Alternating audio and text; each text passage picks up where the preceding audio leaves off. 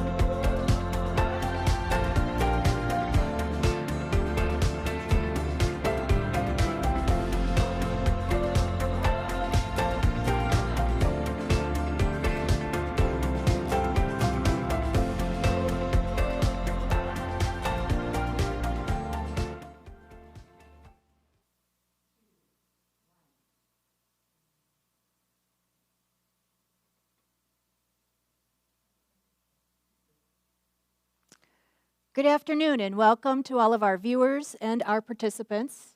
My name is Ann Tews. I am on the board of One Buchanan and I am excited to be here to introduce our very first online forum on mental health.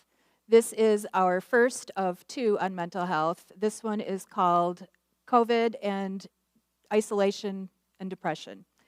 Our second one will be coming up May 2nd, and that will be called COVID and the Effects on the Family.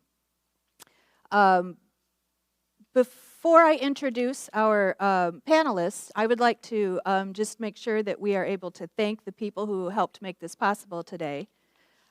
Michigan Gateway Foundation, who gifted us with a generous donation to help pay for this two-part forum. DPM Events, who have coordinated the recording of this event and has been very professional, and we thank them. Alan Robart from Alan Robart Antiques downtown for the staging and the backdrop donation. The Buchanan Area Senior Center, who has partnered with us and where we are today. Thank you very much for hosting the event.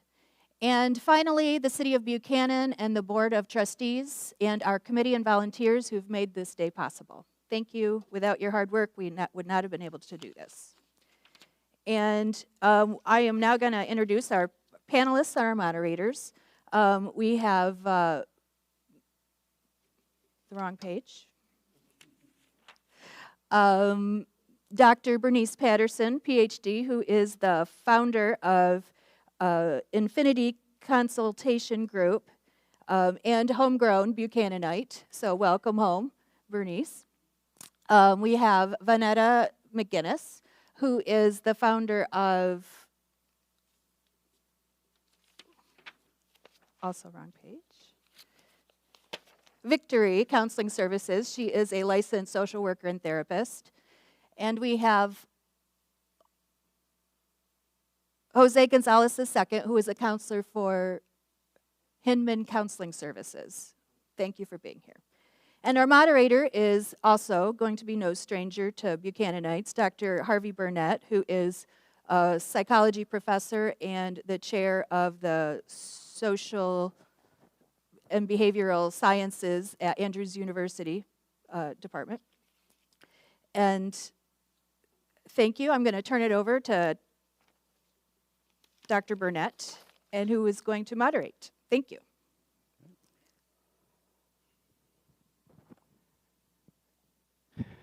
All right, good afternoon. We're glad to have everyone here. And as was pointed out, we are dealing with the issue of COVID and how that has impacted us for the past year, but more so from a mental health perspective, because as we understand, although we have the medical side of what's happening with COVID, we do see that it does have an impact on mental health. And sometimes that is either not at the forefront or not considered in conjunction with dealing with the medical aspect of that. And so we're going to address that, especially today when we're talking about how it impacts isolation and depression. And of course, we have several questions that we'll get through or work through that have been provided for us. But just to kind of give you an idea, a little bit about kind of where we're at kind of statistically with COVID there. Of course, here in Barron County, as of, I think, Friday, we've had about 10,795 positive cases of COVID here confirmed, right? And that means confirmed, meaning they've tested positive for COVID. And then we've had about, over about 220 deaths here in the county. As far as in the state of Michigan here, we've had close to 600,000 confirmed cases of COVID here in Michigan and close to 16,000 deaths that have happened because of that. And of course, nationwide, we're talking about, I'd say about 28.9 million that have tested positive for COVID. We've had now that landmark of over 500,000 confirmed deaths here in the state of Michigan, or I'm sorry, in the United States. And also, what's more interesting now that we have the vaccines out, the Moderna and Pfizer ones that have come out where you have to have 2 shots, and then Johnson & Johnson has just been produced, or actually released. But we've had about close to over 85 million administered doses so far. So that's kind of where we're at in the state of COVID. But we're going to go beyond that. We're going to start dealing with more of the questions of mental health.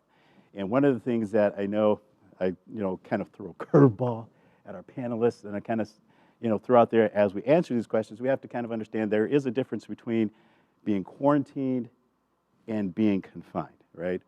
And when we talk about being quarantined, basically we're talking about you have tested positive for COVID, or you have been exposed to somebody that has been confirmed positive for COVID, and now you have to confine based on the CDC recommendations for that, right?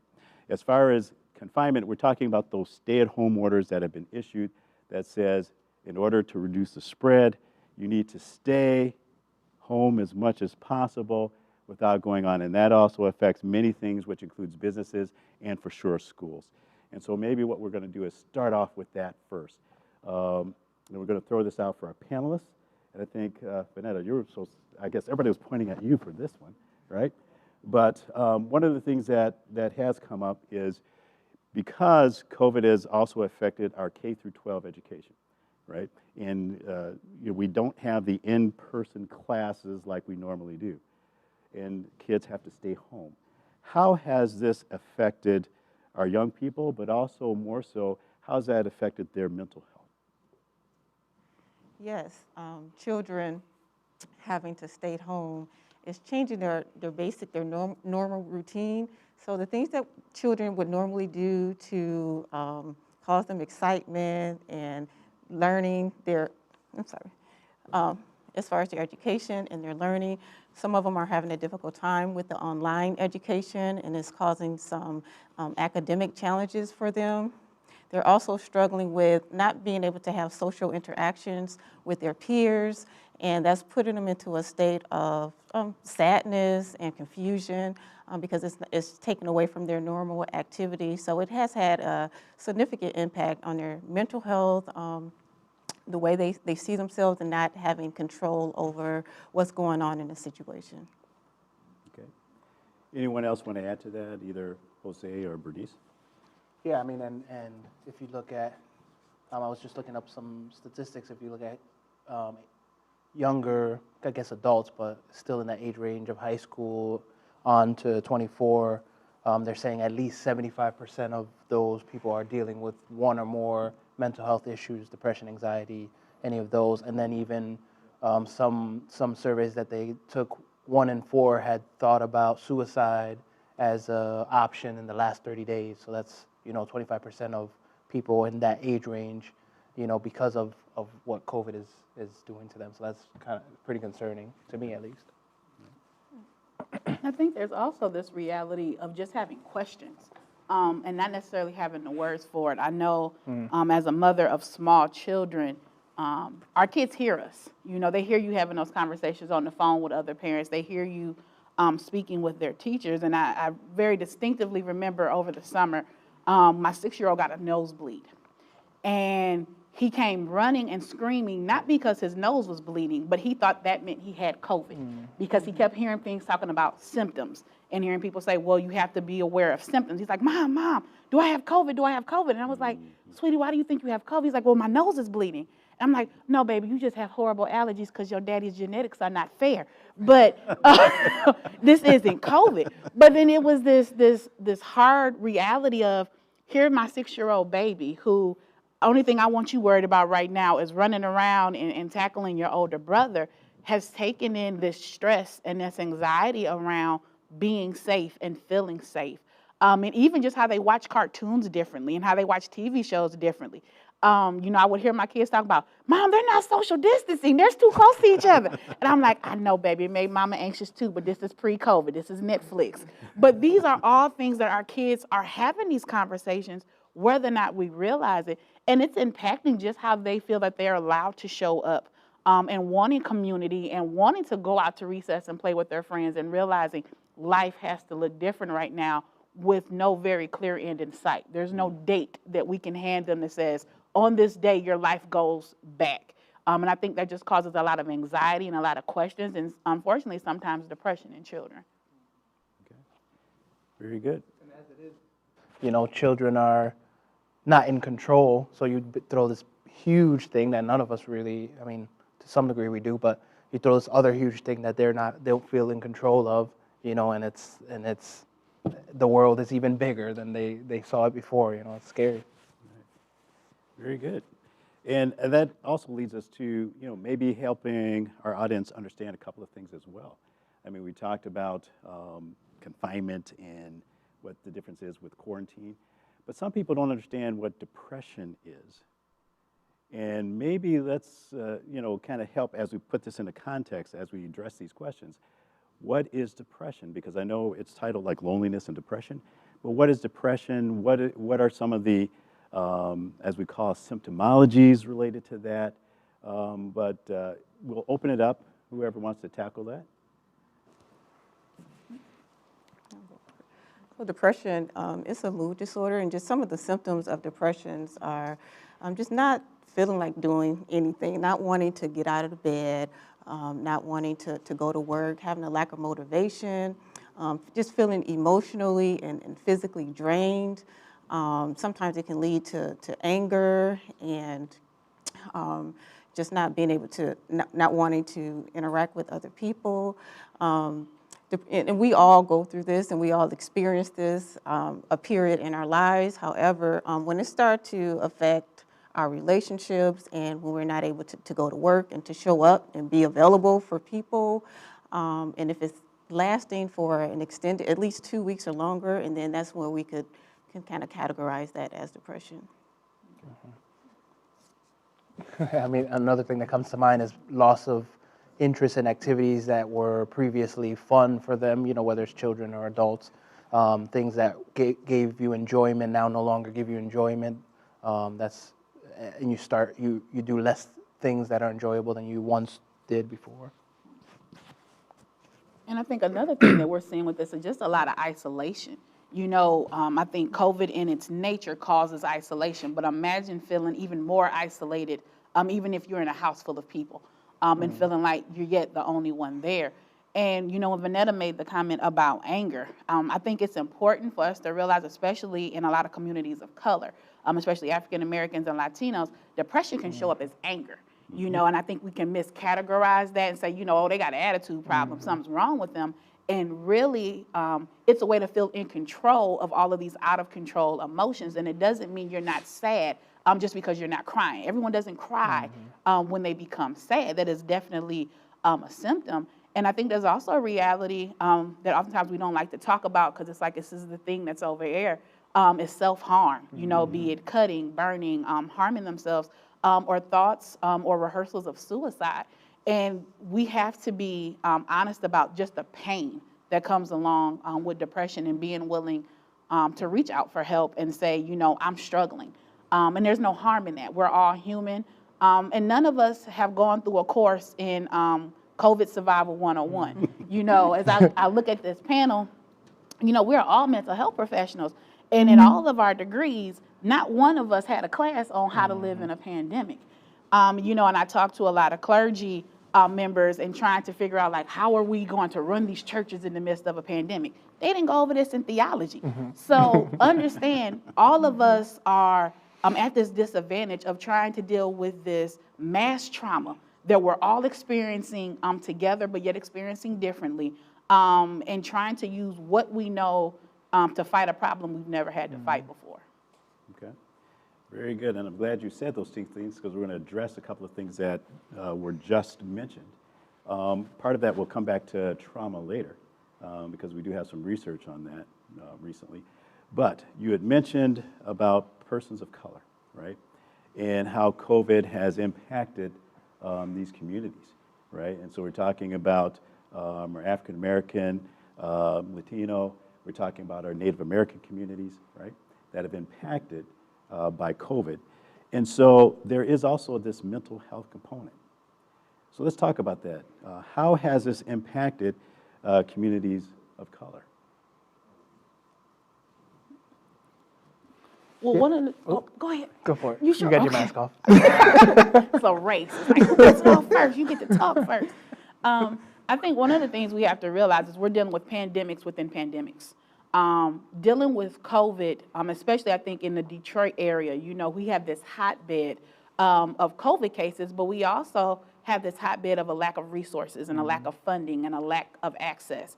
African Americans are having exponentially more cases, but yet have exponentially fewer vaccines getting distributed to them.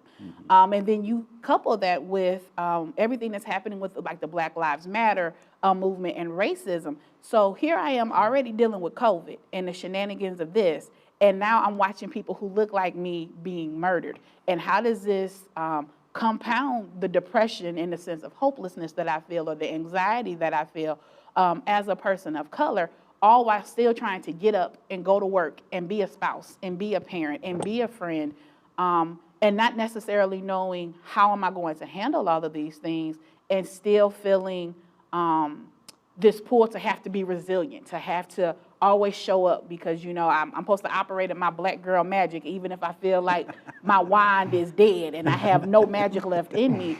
But as a Black woman, I don't have permission to be sad. I don't have permission to not show up. I don't have permission to not be Superwoman. So I think when we think about COVID in this grand scheme, it's attacking people from multiple places, and not always feeling like there is a simple resource in order to address these issues. Mm-hmm. Yeah, I mean, and in the context of at least some people that I know, or Hispanic culture, I think pre-COVID, work and like employment and those things were at least the thing that you held put your hat on, so that was there while, racism and classism and all that was there.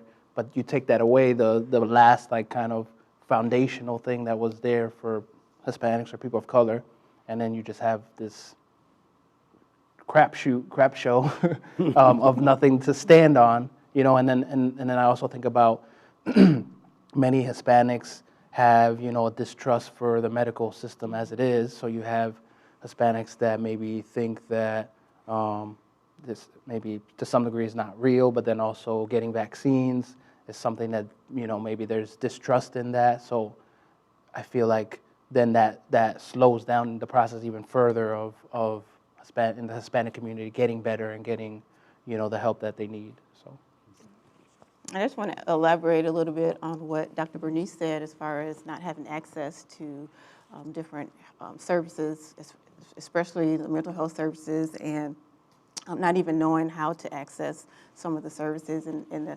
the African American community, they kind of live by the stigma of not wanting to get help because of it's going to make me look weak, or it's going to make me look like I can't handle my own problems, or I'm not praying hard enough, or I'm not fasting hard enough in church. So just changing that idea and understanding that it's okay and it's important to be able to handle our mental health. One thing that the Center of Better Health is doing is a company that I'm contracting through is trying to get the education out there to people of color, to let them know the importance of taking care of their mental health and being able to recognize the signs if they are feeling sad or depressed or feeling some anxiety during this period. I noticed just during my practice, there's been a spike in individuals or people of color contacting us, and it's their first time ever receiving therapy due to what's going on with the pandemic, and just getting more education on how to get help has been helpful to the community. Mm-hmm. Yeah, and that reminds me also, as far as seeking help, in the Hispanic community, especially around here, there's not many resources for people that speak Spanish. So as it is, when pre-COVID, when people were trying to get resources, it was kind of tough. But now there's an influx of people dealing with more mental health issues, and the amount of Hispanic, Spanish-speaking therapists hasn't changed, especially in Berrien County. So on top of, you've already made the step to try to get help, which is, countercultural in the first place. But then there's not enough resources there for you, so that makes it monumentally difficult. Right. And I think that really speaks to just kind of the uniqueness of this panel. Like, I had this realization when I got the email. I was like, oh, wow, all of us are people of color. And I don't think a lot of times when we talk into Black and brown communities that, one, that they think this is a service that is for them. Like, this is a white people thing. White folks go to therapy. Rich white folks go to therapy, not even just regular white folks. And it's like, sweetheart, if you got a brain, if you got emotions, Merry Christmas, you get to go to therapy. But this ideal of what does it mean to not only go to therapy, but then sit with someone who looks like you, sit with somebody who may have similar experiences. And the reality is in Berrien County, there is a shortage of mental health providers, period, of whatever race. But then when you start saying, I want to have racial markers, now you start making the pool even smaller. And then if you had the audacity to say, oh, I want a PhD level, you know, Dr. Barnett and I, we are part of what we call the 1%. Only 1% of PhD level psychologists are actually African American. So you think about the bravery that it requires for people to reach out and say, I want some help. Even if it's going to be difficult, even if it's going to be an uphill climb, I think we have to be prepared to walk with people in that process and really operate with a pace of grace for them in trying to navigate this. And that also speaks to our Native American communities as well, because I always call us the forgotten community, because there we talk about the other persons of color, but when we talk about a lot of our Native Americans that live on reservations, and then we talk about the poverty levels, and then even just having access to water, which is important in helping to deal with COVID, are limited. And so now and then you talk about resources as well, and also the stigmas connected with mental health and things. And then how that is accessed becomes a problem. And again, that percentage of, if you want certain levels of therapists, becomes even smaller, which becomes very important to persons of color. And how do you build that trust? Because of years of intergenerational traumas and everything else that has gone along with that. Right? So, and I mean, we could spend all day just dealing with this. But it is important because we have to think about this. How do we help change stigma? And I think part of this, and part of as we go throughout this panel discussion today, is what can we do? What can we say to help change the stigma in order to encourage persons of color to seek help, to get support? And sometimes it's just a matter, it's not even saying that you have a mental illness. It's just more about support systems in place to be able to have, I can go to this person, I can go to this person, and they can be there for me, right? And those kind of things. But this also leads us to, because we talked about persons of color, but COVID has also had an impact, and I know we'll talk about families at another time, but what about when we talk about gender? And for sure, how does this impact understanding women and mental health and that stress that's related to that? Anyone? Well, one of the things that I've noticed is that superwoman syndrome that I think many women have. Women have found they're burnt out. Like, you know, you have burnt the candle at both ends with a fire simmering under the middle. And you're finding yourself frustrated, feeling dejected, almost as if, you know, life is happening to you versus you are actually participating in your life. And I think we have to normalize that all of us are struggling right now, you know, and I think it gets frustrating because we look at social media and you're scrolling and scrolling and you begin to compare your reality to other people's highlight reel. That makes it look like, oh no, well, somehow you baking bread every day and you canning vegetables and fruit, and look at your children, you're doing park staycations with them, and you like, I fed my kids stale Fruit Loops and I had a glass of wine while I watched them do it. You know, I think there's this, y'all know people who day drinking right now. There's a lot of day drinking happening. But it's just this reality of we're struggling, and that doesn't make you a bad mom, and it doesn't make you a bad spouse. It doesn't make you a bad daughter or a bad sister. It makes you human. I think one of the things that I have appreciated about COVID is it has forced us to face some things. You know, I think we have gotten to be professionals at being busy versus always not necessarily being productive. And we have been so caught up in hit the lever, get the cheese, hit the lever, get the cheese, that we are no longer engaging in life, and in not engaging in life, not engaging with ourselves. We're not taking the time to check in with ourselves. You know, if I was to run into you at the grocery store and be like, hey, Jose, hey, Vanetta, how you doing? We have been socialized for me not even to stop to hear your response. I'm going to be walking by you. Because really when I'm asking you how you're doing, I'm really just telling you hello. And I think, especially as women, we have to be willing to answer that question and say, no, I'm not doing great. And be willing to reach out to your community and let people love on you. You know, I think we are very guilty of wanting to pour into other people, but you cannot pour out of an empty place. I don't care how talented you are. After I get through the rest of this Kirkland bottle, I can pour until I'm purple in the face. Nothing else is coming out. I would need somebody to pour back into this so I would have something to pour out. And I think COVID is making a lot of women realize we've been working on empty. And we need to allow other people to pour back into us. And Jose, when we talk about, we're talking about women, what about men and the impact? Because men don't like to talk about isolation, depression, loneliness, suicide, all those things that are important as far as affecting mental health. But men, you buck up, be strong. Yep. Yeah, I mean, I think the thing I'm finding, at least people that are coming in my office, is just an increase in unhealthy coping skills. So I deal with men with out of control sexual behaviors. So that typically ends up when they're stressed or when there's things happening, you're using negative coping skills. So that's definitely been an increase. I think it's easier to put yourself into something or to show anger. Anger's, socially acceptable, or to, go online and have a hookup, whatever, than to admit like, oh, I'm lonely, or oh, this hurts my feelings, or whatever the underlying behavior is. So I see that happening.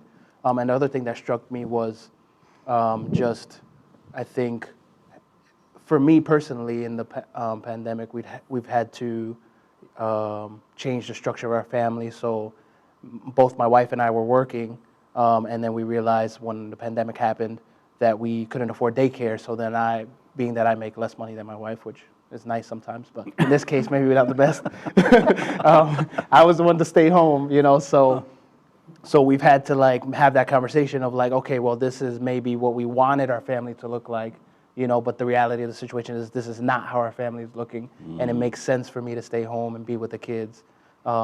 And while they get on my nerves and I love them and they're crazy at the same time, it's been, a learning process of okay, well, this is our reality. And at the end of the day, it was good for us. And you can, have a different perspective of what it was, how it ended up for us, and different than you kind of expected it to happen in the beginning. So yeah, I think, men are trying to figure out what their family's going to look like, and it's going to be different than you thought it was before pre-COVID. Yeah.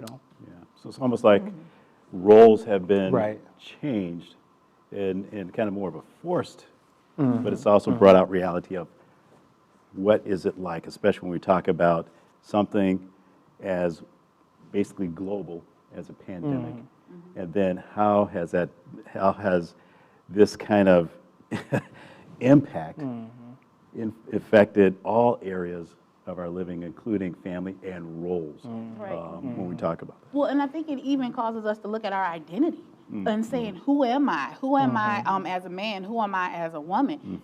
I work from home, which I'm absolutely loving. To get rid of a commute, I was like, well, come on, Jesus, yes. I can get out of bed 15 minutes before I got to be a doctor. And I'm like, this is the Lord's will for me. But my husband is now the one who is a full-time teacher. He had to go to a meeting, and it was time for virtual time. And I looked at my 6-year-old so what's next? I have no clue what's going on. Daddy's been doing these things. And what has that meant for him as a man to really step into that primary role of being the educator of our children, and how that can cause you to question, who am I as a man? And can I still value my masculinity, value who I am as an individual, even if the role does not look the way that I envisioned it? And can I be okay with it? And can I celebrate it? And celebrate the change? Because, honestly, we're having more fun as a family as these roles have changed and life just looks different. And it's given our kids a different perspective of it didn't have to look the way we did it before. And it might not look that way for you all when you get to be adults. Those roles were there in the first place, you know what I mean? I think for so long we were just this is how it is, and this is, what you do, and this is what life looks like. But, like you said, I think COVID, has caused us to question those things and like, okay, do I really need this, or is this something that, whether it's generational or my parents did, do I have to continue doing this? So I think that's been a good result of COVID. Well, let's jump it because, we're hitting a lot of good stuff here, right? And I'm hoping that people out there listening, live streaming and things like that are really listening into this, because this is some pretty good stuff and things that I know eventually we're going to get to. What can people do to take care of themselves? How can they take care of each other? Those kind of important resilience kind of things. But one of the things that for sure, when we talk about how COVID has impacted us this past year, right? A forced almost year of having to confine and socially distance and all these other things, and not be able to go even see grandma and grandpa like you normally would, or other family members. It's had an impact for sure, mental health wise. But and it's going to be interesting to see what comes out next year when we usually do our statistical analyses of suicides and suicide rates. And from what we're gathering is there has been an increase in suicide. So let's talk about suicide a little bit. What is it, and what are we learning about suicide and COVID, and especially how's it, and don't hold back, how it affects men, women, and persons of color, because I don't think we talk about this too much. So, first of all, when we talk about suicide, there's different terminology that we use, because I think we say suicide and people just hear someone takes their life. Whereas we have suicide ideation, when somebody's just thinking about suicide, just like, what would it mean for me to take my life, or how would I do it? Or even just rehearsals, practicing loading a weapon, figuring out like, oh, do I have the means in my home? Where would I do this? Or practicing tying nooses, just different ways that people are kind of working their way up to it. And then we talk about suicide completions. So you can have an attempt that does not actually complete versus somebody who completes and taking their own life. And I think we oftentimes are scared to have those conversations with individuals, because we don't want to feel like, oh, I don't want to plant this ideal in somebody's head. But the reality is we don't talk about it, we can't support people, we can't help them. If I don't know you're struggling in this kind of way, it's very difficult for me to actually be able to support you. And I think in COVID, people are finding themselves feeling more isolated and feeling like maybe this is the only way out, maybe this is the only way to get rid of this pain. And if I'm suffering in silence, it's so much more difficult in order for me to get the help. And understand, feeling isolated doesn't mean that there's not people around you. You could be in a house full of people who love you and care about you and still feel invisible and feel like your pain is invisible and feel like people just don't understand what you're dealing with. And when we talk about like different rates of suicidality, we're seeing spikes, especially in Black and brown communities, of more and more people of color, reporting suicide ideation and reporting rehearsals and completions of suicidality. I know when I was training, we would talk about, kind of early 20s white males were like, that was the group we needed to be concerned about. But there's this reality of suicide does not discriminate. Suicide can knock on anybody's door. And as painful as that is as a reality, I think it's a call to community to say we have to love on each other collectively and not say, this is my problem because it's not at my front door. And then also, like, the word suicide is such a strong word.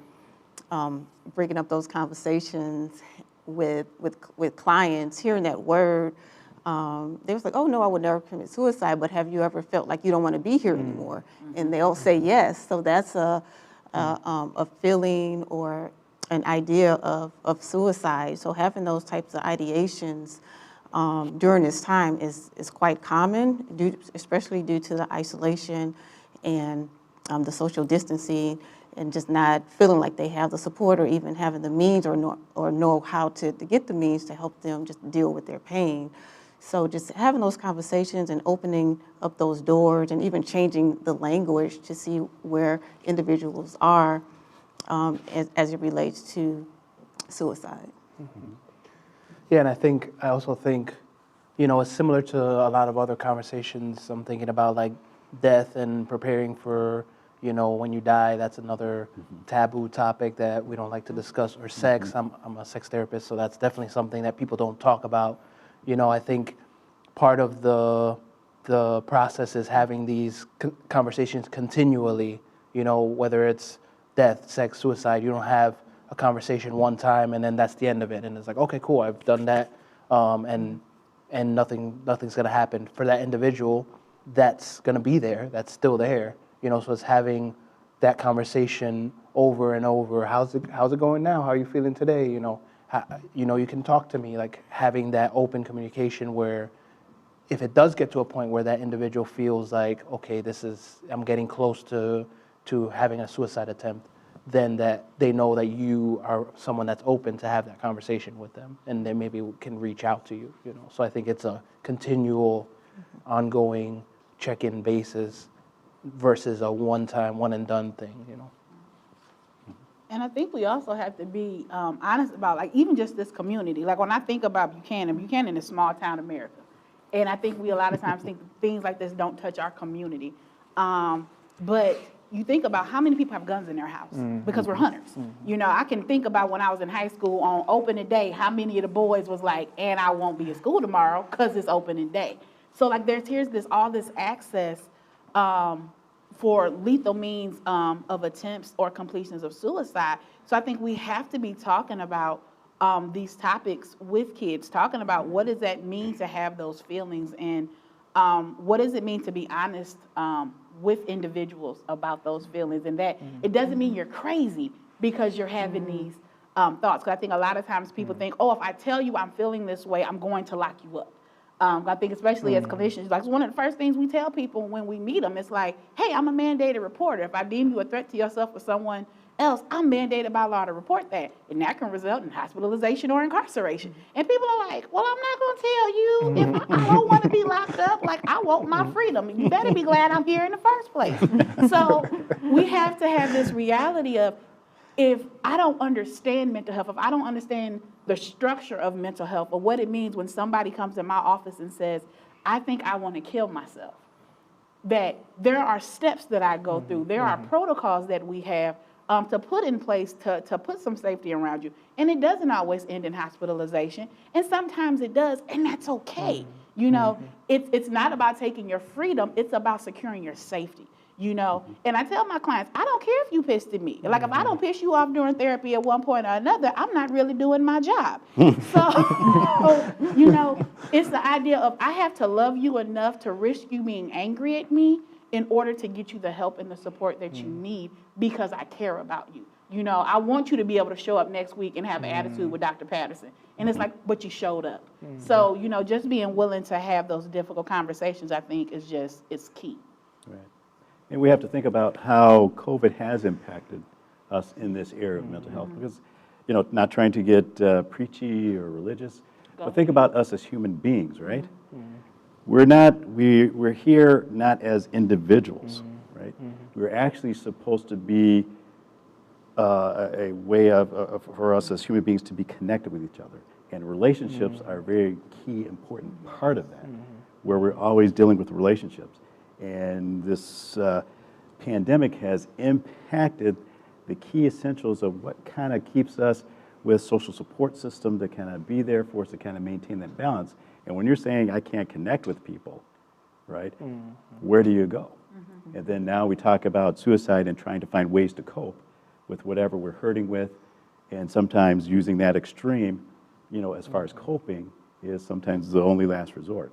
But it kind of, this whole thing has impacted our ability to, what we are here for, is relating with each other.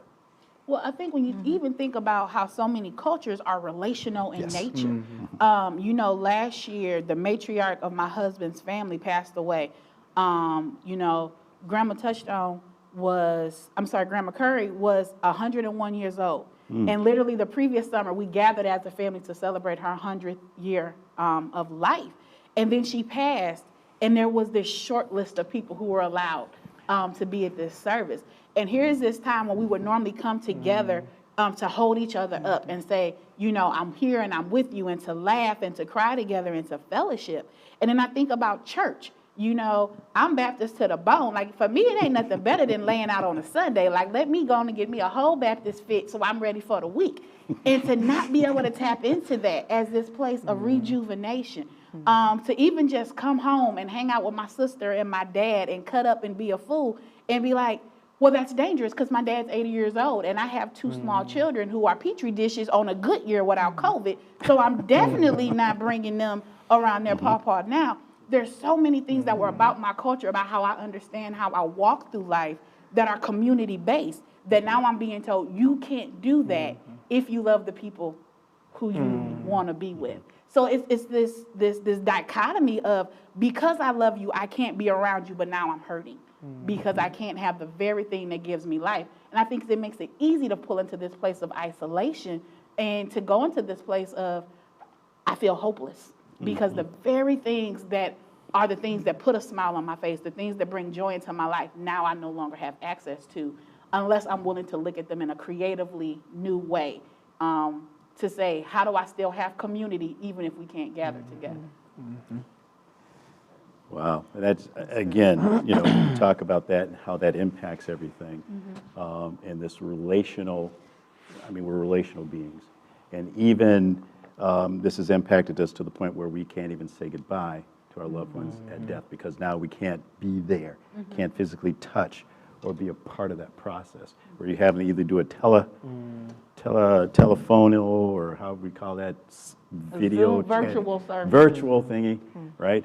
Compared to being actually there, or we miss it and someone else has to record it for us and then share that with us and things. We talked about suicide. We talked about how this has impacted us, and these rates have increased this year because of COVID. But one of the things that we haven't talked about, that it seems to also, this pandemic has kind of smacked us in the face about, is substance use disorders, right? And so say a little bit something about that, because that also seems to impact us. It doesn't matter which age group you're in, but when we talk about having to isolate and having no confinement, now you throw in there depression, loneliness, and even Jose talked about, you know, unhealthy coping habits, right? Let's talk about that.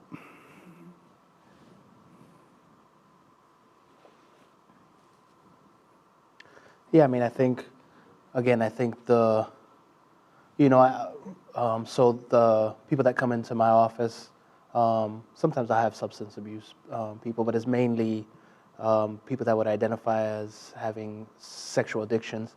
I think the biggest thing to have in recovery, and I think this is, you know, for substance abuse as well, is options, you know, where to have many ways that you can cope that's different than this substance or this thing that you have. So typically, you know, if it's in the evenings that you like to engage in the substance, you should have maybe 5 things that you can do instead of that thing, you know. So that, in my mind, points to, now we have a limited amount of things that we can do overall, you know. So where you had 5, 6, 7 things, people to reach out to while you were struggling in your addiction or struggling in your substance, now you have maybe 1 or 2 things. And we know that straight up, your substance abuse compared to a new coping skill, is not a 1-for-1 ratio where now this thing is as strong as why you're using the substance. There's no way that there's, you know, a 1-to-1 ratio. You have to have several things that you can do,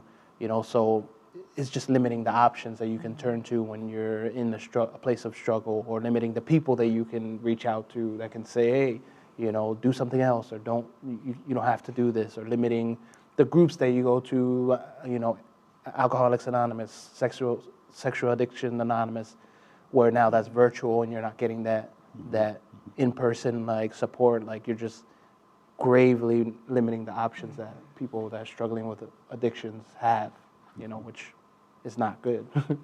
Not good at all. Just to piggyback on what Jose said, the limited options that we normally had to cope and to try to deal with this trauma from the pandemic. People who already struggle with substance abuse, they are engaging more into that substance. People who may not have had an issue with substance abuse or any type of addiction, they're finding something to take the pain away. They're trying to find something to take the edge off of like all the multiple changes and the shifts that we had to make during this pandemic. And I'm seeing, with the clients that I have that even like if they haven't had substance abuse issues, they're drinking more. They're drinking daily, and then it's kind of shifting, causing them to feel even worse after they had engaged in those substances. So any types of addiction, whether it's food or drugs or alcohol, people are trying to find something to take the edge off to help them feel better. I'm so glad you mentioned food, because I think everybody talking about their own personal COVID-19. But I think we're finding that we're looking for something that releases happy endorphins. We're chasing the chemical high, and I have so many clients who already were working very high stress jobs where they already relied on alcohol or food or these pleasure-seeking activities to decompress. Well, now I don't put you in a pressure cooker and said, you still have this very high stress job, but now I'm put you in a pandemic. And I'm going to lock you in your house with your kids who you love them, but you like that break that you get from them. And you like your husband, but woo, Jesus, you don't like him that much these days. So it gets a little easier to pull a taller glass of wine or to get that extra piece of chocolate cake and say, you know what, I just want to feel good. Or I just want to turn down the volume of my emotions so that everything doesn't feel so big and it doesn't feel so overwhelming. And I think to Vanetta and Jose's point of people having to learn new options to cope. And when we say cope, we don't mean throw a Band-Aid on a bullet wound, because I think sometimes we get this toxic idea of coping, of just smiling as if nothing is hurting. That's not coping, that's pretending. And after a while, that just runs out. You cannot fake the funk forever. But really having this idea of how do I tap into places of health to rejuvenate me, to regenerate me, to sustain me? And who can I reach out to when I'm having those weak moments when I'm like, I would love to do me about 3 or 4 shots and not feel too much right now and everything being quieted down. Who can I call and say, I'm feeling that vulnerable and I'm feeling that's acceptable to going down that path, and know that I'm not going to be judged and know that it's not going to be held against me, but instead I'll be supported. So I think we have to all be honest with, what is that thing that we're relying on instead of pushing into the emotions that we're running from? Because we all have something that we lean on. I think it's easy to single out substance abuse, like, oh no, that's horrible. Like, I would never drink. I'd never do drugs. Or, oh no, I don't overeat. My body is a temple. And oh no, pornography, never me. Yeah, but are you spending money that you don't have? Have you are you in a new AA, Amazon Anonymous? Like, do the Amazon man know your address without looking at the tag? It's like, oh, because me and my husband had to talk about that. Like, it was like, why is there so many Amazon boxes in the dining room? Like, okay, you know what? No, like we gotta rein this in. Like, we all find these different ways to cope. So we have to, I think have to operate from this place of humility that even though my thorn might not be your thorn, it doesn't mean my thorn's not real. And it doesn't mean that I shouldn't also honor yours. Yeah, and to your point, I think, another misconception that we often have is with healthy coping isn't just distraction. You know what I mean? Like, it's not just doing something else until the urge goes away and then now you're good. I think it's finding the underlying reasons. Why are you using the substances? Why are you overeating? Why are you, overspending, or why are you using pornography? What's the need? What's the emotional need that's there that you're trying to fill with something else? But I think often we'll go to those distraction methods, like play on my phone for 4 hours. Okay, then I think I'm good. You know what I mean? But that's not dealing with the underlying issues that are there, underlying factors. So, Wow, you guys are really hitting all these points here because this is very true. And even when we talk about substance use disorders, we're just talking about addictive behaviors or reinforced behaviors that we do to, help us to feel good for that moment. But also a Band-Aid over not dealing with what it is that we're really struggling with. And when we talk about now confinement and having to be, said you can't do this or that, that kind of gets in the way of that. And so, this leads us to ask the question of, Well, let's think about this. Was it like this before COVID? Was this like this before COVID when we talk about mental health and the prevalence of mental health and all this stuff? Was it like this or what? What do you? That's a good question. Well, mental health is not new. I mean, you go back into the Bible. Like, I know you said we weren't trying to preach, but Go ahead, preacher. y'all brought Baptist preacher here, so everybody you get what you get. You know, we talk about mental health as if it's this new phenomenon. And, you know, if you go back into the Bible, like especially in the Black church, we have these colloquialisms that we'll use, talk about like, he's a lawyer in the courtroom, he's a doctor in the sick room, well, he's a mighty good counselor. You weren't talking about him being an attorney. You were talking about him being therapeutically present. Right. You know, we talk about Jesus weeping. Like, he wasn't weeping just because he had nothing better to do. Like, he was pained in his spirit. Those are real emotions. If Jesus in his sovereignty could hurt, how in the devil could I ever believe that me in my humanness, that I wouldn't be in pain? I think the pandemic has put the pressure on people to have to face some things. Because, you know, if I could hide behind being busy, I could hide behind being a soccer mom, I could hide behind being a doctor, I could hide behind my profession or my accolades. And as the COVID pandemic has caused my life to get smaller, I have less things to hide behind. And so now I'm not as busy as I used to be. So now I'm having more time to have to sit with my stuff. And I'm having to make space for feeling my stuff. And I think that's causing more people to give themselves permission to show up and say, I need help. You know, I think especially within the Black church, we look at it as an inundation of our faith to say, oh, I need to go to therapy. You know, I think especially of people of my father's generation, like I watched him deal with grief. And as proud as my father is of me being a psychologist, I couldn't pay him $1 million to go to therapy. He was like, no, but I'm glad you're a doctor. I'm like, well, bless your heart. I'm glad you paid for it, but bless your heart. But there's this culture that said, like, it's not acceptable. But now I'm seeing more and more people of my father's generation show up in my office saying, my kids already barely called me, but now they can't even stop by. I at least had the joy of my grandkids coming to play in my yard, but now I don't get to have that. So people are realizing that the things that they were hiding behind was just masking the depression and masking the anxiety and masking the worry. That now that protective layer is not there. We're a raw nerve right now, you know. And I think even as we're coming up on the anniversary of everything happening, you know, I was thinking this time last year, I was in Buchanan because we were celebrating my dad's birthday early. And my nephew was going off into the military. So we were here like, okay, we're going to have a crab boil because, you know, I got a training on daddy's birthday because I got to hook up to get EMDR training, like on this buy one, get 4 free deal. Like, I'm not going to be in town. So we're going to celebrate. I had no idea that would be the last time I saw my father in person for 6 months. You know, my nephew went off to boot camp, and I have yet to see him. They shipped him off to Germany because the military is even saying, we can't send you all back home like we normally would. So here are these things that would have been difficult outside of a pandemic that are now even more difficult, that we're having to face.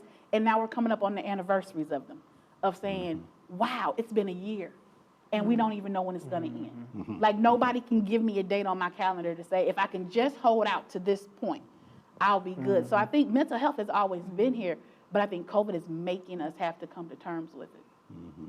It's almost like, you know, even for me, thinking about, can I hold out until I can get the vaccine? Right? And qualifying, you know, as one of those professions that, you know, can get it sooner, but still it was, you know, you're kind of going here, okay, I got it, now what? What's next? Right. And we can't really say, maybe around Christmas, but, and then when you start hearing all of these variants are now coming out, and it's like, oh my, will it ever end? And that kind of thing, which has an impact. But that leads us to a question of burnout, and how does that play? Because when we talk about burnout, you know, I'm thinking my job and being burnt out from, you know, giving too much care based on the professions that we're in, that I'm compassion fatigued. But what does this mean for everybody else? What is burnout in this whole world of a pandemic? I would say for me, I would look at it as people just, you said this has been going on for almost a year. We're just reaching the anniversary of when everything started. So people are tired, just basically physically drained from what's going to happen next. And the doctor mentioned that there's a new variant now. So when is this going to end? So it's just the frustration of the uncertainty and not knowing when this is going to end and how things are going to pan out, or if we're going to be able to participate in our normal activities that we normally participate in. So I just think people are just drained and tired and just burnt out from pandemic stuff. When I say stuff, I mean the virtual meetings and not being able to go to work and not able to participate in those normal activities. So people are just kind of tired and just drained, and it's just having an impact on how they view themselves in the world. And I think there's a level of apathy that has just happened. I think about some of my clients, and I work with, a lot of anxious people, and I have some clients who have OCD. So they are like, listen here, I don't want a regular germ in my house, so let alone a COVID germ, and just like the level of care they were taking at the beginning of the pandemic. And then by fall, I was like, where are you at? She's like, oh, I'm about to go do this, and then I'm like, oh, well, that's new. She was like, listen, I'm over it. I can't. If I get it, doggone it. It just is what it is. And it was just like this, it was just so just shaking to see, there's a line of demarcation of, I don't have the capacity to care the same way I did. I don't have the capacity to be as vigilant as I once was. And what does that mean for people? To bump up against this wall and not know, will I recoup from this? Will I get this second and third wind that we're all trying to find to keep going? Not to mention of trying to help our kids understand, how much longer will it be like this? We're about to have a second senior class who is missing out on all of these milestones that we think about when we think about senior year. I think, growing up here in Buchanan, some of my best memories in high school were senior year and doing the homecoming parade and, and prom and Winterfest and all of the things that make growing up in a small town just this really wonderful experience that our seniors second year in a row are we don't get that. And what does that mean for me? And what does that mean when you sent your kid off to college freshman year, but you really sent them to their bedroom because they wasn't allowed to come back on campus yet? Right. So it's all of these things where people are like, how much longer, Papa Smurf? I just think of us as kind of like we the Smurfs trying to get back to the Smurf village. And Papa Smurf is like, it's going to be a lot longer. And it's like, what? Dang. What does that mean for me really not to know how much longer this is going to last? Yeah. Very good. So I'm going to throw one last thing out before we transition. And I'm not sure if we get a small break in there somewhere, but I guess not. No. But let's talk a little bit about, what was that? I missed that. Oh, okay. I thought we got a little break in there. Okay. Forgive me for, my COVID brain just went somewhere. But anyway, so let's, before we transition to, dealing with what can we do to help and other things that can build resilience in things of that nature. This nice little buzzword is probably going to be popping up more often, which is PTSD or post-traumatic stress disorder, right? Which is basically a more chronic diagnosis of basically trauma or it used to be an anxiety, but it was more stress-related disorders and stuff like that. But, we did some looking at this, right? So we actually did some research recently, kind of used a little sample out there, and we had about 300 participants in this. And so we're trying to find, kind of how much PTSD is out there, blah, blah, blah. And so based on what we were looking at as criteria here in the measure that we used, we found that out of our 306 participants, about 38 or 12.4% of them actually have the provisional diagnosis of PTSD, right? Which, if you think about PTSD in the United States, a lifetime prevalence, we're talking about 7.8% amongst the general population, like ages 15 to 54, right? And so we kind of looked at a little bit at something else because we were saying, okay, well, you know, we can look at overall PTSD, but if we look at a couple of criteria, and there are kind of criteria D that deals with negative changes, and then we start dealing with criteria E that deals with more arousal stuff, right? And we found that, you know, about out of that group, about 5.2% of them had positive provisional diagnosis for that criteria D changes. And I think the biggest one out of that was dealing with, kind of we ranked those, and it was kind of dealing with this negative inability to experience positive things, right? And then we looked at criterion E, and about 4.2% of those also, you know, kind of said have some provisional errors there, and one of the biggest areas was problems with sleeping, right? So with that kind of thrown out there a little bit, what do you guys think about now that this is coming? Well, we're still in the middle of it. We still don't quite understand it. And we also looked at some we came up with a measure about social distancing, and we found that there is a significant relationship, positive, meaning going in the same direction with PTSD and social distancing. Just having to confine and all that other stuff, or if you have financial loss as well with that. So there seems to be a relationship, both of that together. So what do you guys think about this? What is going to happen with this if we think about that impact on our mental health with now PTSD? Okay. We're going to take your 5-minute break now. Well, give me a minute. Let him answer Are we taking it now? Take a 5-minute break. Right now? When we come back. When we come back, we'll address that question so you can think, because I threw it at you at the last minute there.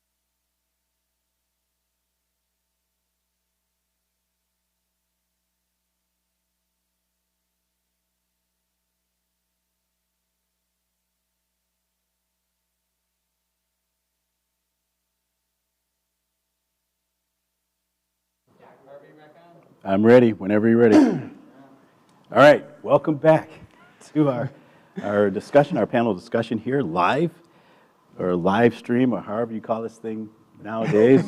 I'm still trying to, thank you, I'm still trying to figure this stuff out. But the last question before we transition into, dealing with resiliency and helping, we talked about post-traumatic stress, and we talked about a little bit of research that we found that there seems to be a positive relationship, meaning, and actually this was a pretty strong relationship between social distancing. So if we talk about, I don't want to get all statistical, but we're talking about, anything that is above like a 0.5 is very strong, and it was above a 0.5, where we talk about social distancing, where people have had to confine, have had impacted financial loss, and everything related to that is related to not only PTSD, but also related to the criterion D and E symptoms, which deals with dealing with change or negative change, and also dealing with kind of some arousal stuff, and for sure sleep and not having some positive emotion stuff. It seems to be kind of top if we rank ordered those. So let's take it away with what do you guys think of it? Because this is going to be kind of the big buzz thing now that's going to be kind of coming out or more often when these things settle down. Yeah, I can I have a few clients that struggled with, especially initially when the pandemic happened. So people are seeing the visuals on the media and seeing the hospitals and seeing those numbers increase, and that was causing a stress response for a lot of individuals. And just some of the symptoms that he mentioned were just being like hypervigilant in certain areas that cause the triggers and having an impact on how people, their sleeping habits. So it has been a really big connection where people are experiencing certain things. I think one of the individuals I worked with, she was having dreams at night of the virus, the image that we keep seeing on CNN that they keep repeating over and over again. Just that visual would put her into a stress response, and she would have anxiety attacks. So yes, that's a buzzword, and people have been experiencing PTSD due to the pandemic. Well, it makes me think about, I think part of trauma often is like prolonged exposure. So, you have months and months of people being isolated and social distancing, not to mention people that already have had to go through some traumatic things, whether it's abuse, now that you're in the same place with your abusers, or an abusive family or abusive relationship. Now you're in a place where you can't escape from that, so it's prolonged exposure of things that are traumatic to those people. So it makes total sense that trauma and the PTSD components are ramping up, because you can't escape it, and it's there always. It's been there for a long period of time. Well, what kind of hurts my heart, and I think about some of the panels that I've been on. I've had the pleasure to work with some trauma ER professionals, medical professionals. And as I sat with this older Black female doctor, and she said, we're all going to have PTSD when this is over. And then to hear this medical professional sit here with kind of tears in her eyes as she's swallowing this reality. She talked about, like, the pictures you all see on the news do not do justice to what we see on a daily basis. And she was like, you're having these people look at you with this strained look on their face saying, am I going to make it? And then you come back the next day and that room has a new body in it, and you don't know if they've been moved to ICU or the morgue. And what does this mean for them as people who have taken this oath to do no harm, and they feel like they have no control to keep harm from happening from people who they've been charged to care for? And just what is that going to mean for just frontline workers? I think of us as even mental health professionals. I'm seeing more these memes and things on Facebook that talks about, the burnout that we're starting to experience of, we're helping other people cope through the pandemic, but are we taking time to take care of ourselves in the midst of the pandemic? Because we're holding not just the regular mental health struggles of individuals, but now we're going to couple the pandemic as if we're somehow not living in the pandemic ourselves, and the things that is how it's impacting us. And then I think about people who've had COVID. You know, I have a very, very dear friend and colleague of mine who unfortunately not only had COVID, but she had long COVID, which even just getting doctors to recognize that this is a thing, that my symptoms didn't dissipate in 14 days, and just the anxiety and the fear and the depression that this is causing people of, I get a sniffle, does this mean I'm going back? Or, you know, my blood pressure feels like it's spiking, am I going to end up back in the hospital? So we're in this, this perfect storm for us to continue to have this shared traumatic experience even after the pandemic, because we're literally in a war zone. You know, no, there's not bombs going off, there's not people shooting at us, but we're literally walking and living in this war zone that is leaving these very invisible but very painful scars that we're all going to be forced to deal with in some way, fashion, or form. Right. And if we even think about post-traumatic stress disorder in the traditional, where we talk about a combat experience or being exposed to some kind of either terrorism or even a natural disaster, usually these have been short, kind of pinpointed terms of it ended at some point, depending, unless now we're talking about sexual traumas and things like that. But the thing about COVID is we're still not quite sure where we're at. And as you talked about, we have long haulers that also have been affected by COVID, had some severe symptoms, and now they're still dealing with it, and we still don't know its impact and things of that nature. So, all right. So now what we're going to do is we're going to transition now, and we're going to be talking about, you know, what can we do? How can we help our community, individuals within our community, families, children, no matter what age group, to kind of now deal with how do we help build resiliency? How do we help deal with mental health issues, to deal with depression, loneliness, to help them through this? Because this becomes one of the important parts, and even part of that, because we'll be addressing the question of where can they go?